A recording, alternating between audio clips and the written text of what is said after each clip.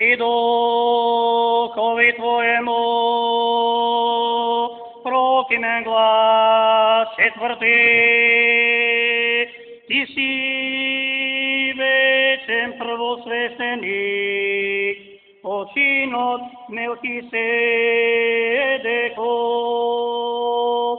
И му рече Господ на мојот Господ, седи од мојата десна страна, додека непријателите Твои не ги ставам во подножјето на нозете Твои.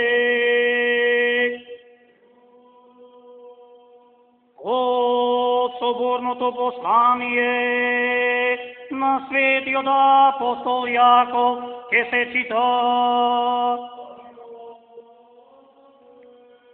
Браќа, како пример на страдања и долготрпенија, земете ги пророците,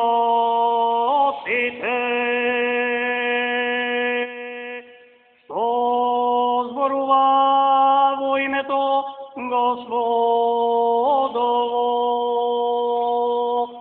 Ете, блажени се оние што претрпеа, се чуле за трпението на Јов и узнавте каков крај му даде Господ, затоа што Господ е многу милостив и се смилува над него. А пред се, браќа мои, не помнете се ни во небото, ни во земјата, ниту пак со некоја друга клетва. Изборот да ви биде да и не, за да не паднете под суд. Ако некој од вас страда, нека му се моли на Бога, весел ли е, нека го стали Господа, болен ли е некој меѓу вас, нека ги повика свештениците црковни, да се помолат над него, и нека го помажат со елеј во името Господово.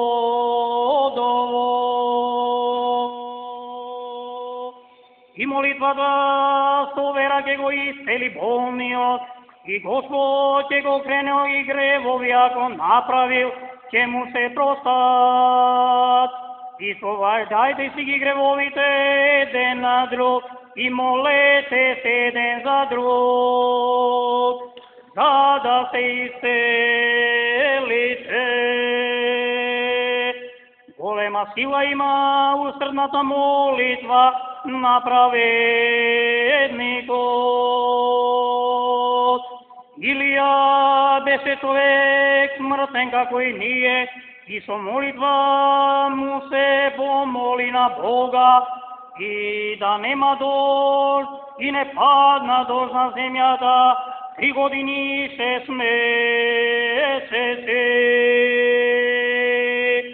И пак се помоли, небото даде дожд, и земјата го даде својот плод.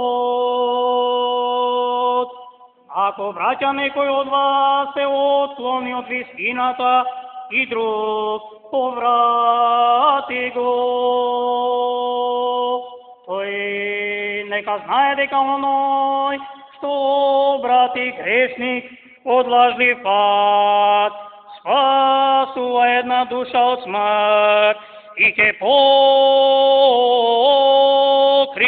многу гревове.